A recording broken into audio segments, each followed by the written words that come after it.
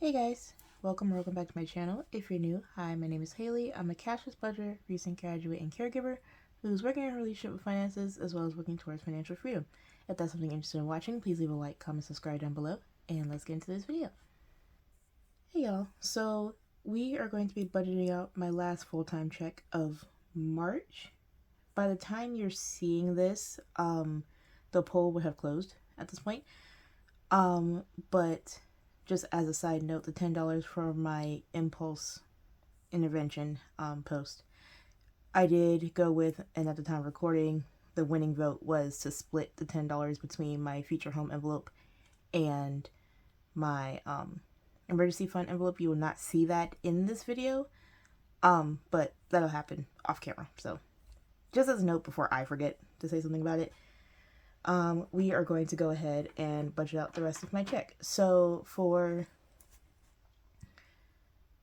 this pay period, net a total of $1,155.05. Taking out bills and other expenses I don't track on this channel, and also including expenses I'll get to later. We are actually budgeting a total of $1,054 through this budget. Alright, and as I stated before with my student loan debts, I combined my budgeted student loan payments to go towards my largest loan right now, while this interest-free forbearance is still continuing, and the injunction continues. When that's going to change, I don't know. Based on what my account looks like right now, it'll probably be sometime in August that I'll start paying towards my Stafford loan. As at least on my account right now, that's when the forbearance is supposed to end for that particular student loan. Whether or not it's going to be that way by the time we get there in July or August, I don't know, but I've kind of decided to just keep that date and go with it.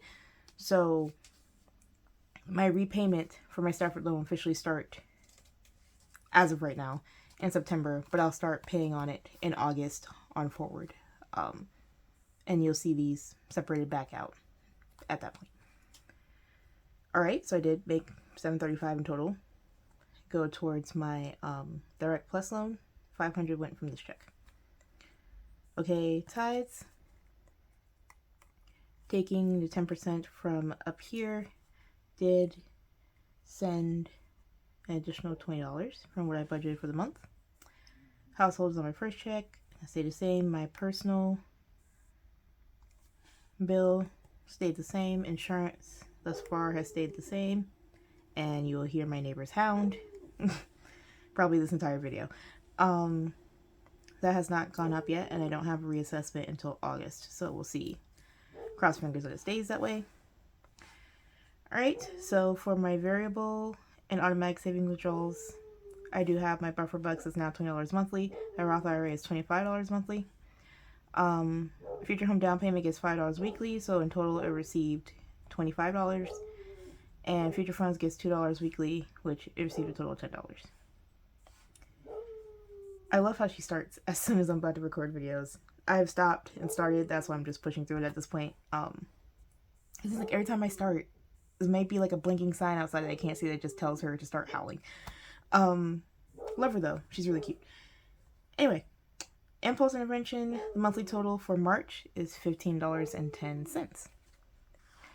So moving over to sinking funds and savings, nothing went to my short term or car from this check. The adulting savings that was going to property taxes, but I'm now switching to home insurance. This is what I'm now responsible for. It is getting an additional $55 from this check. And then my current home envelope, which I'm using the 2025 calendar challenge from Andrea at No Bucks Given. I'll leave her channel down in the description below. That challenge is getting $105 from this check.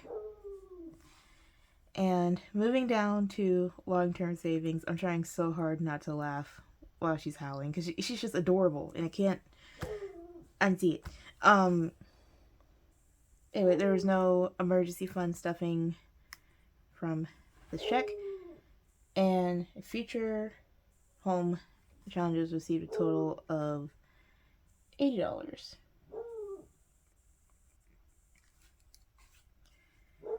Alright, so expenses, I did have lunch out with my mom, which I just decided to take out of this check, and I am unapologetic about that. And then my allergies have been kicking my butt, you guys.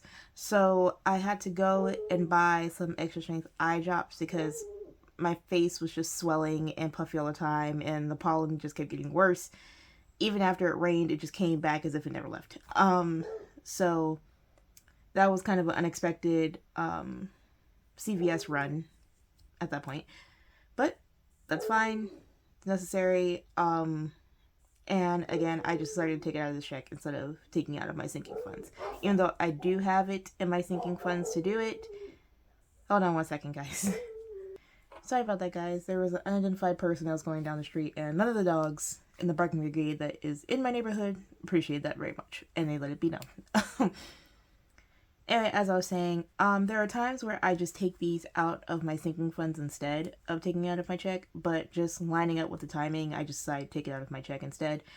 And depending on what it's for and how much it is, I'll take it out of sinking funds, but at this point, I just decided, wow, to go ahead and take it out of my check.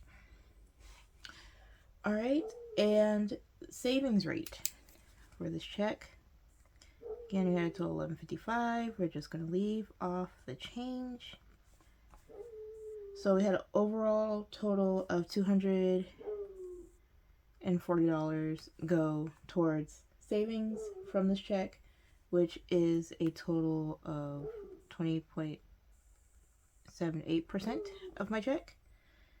And of that, $160 was technically from our revolving funds, and $80 was from long term.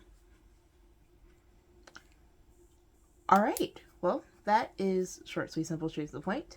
I will be stuffing these envelopes next, as well as explaining and or introducing some new challenges that will be coming in April. So, I thank you guys for watching. If you made this far in the video, please leave a gold coin down in the comment section below. And see you guys in the cash stuffing. Bye, guys.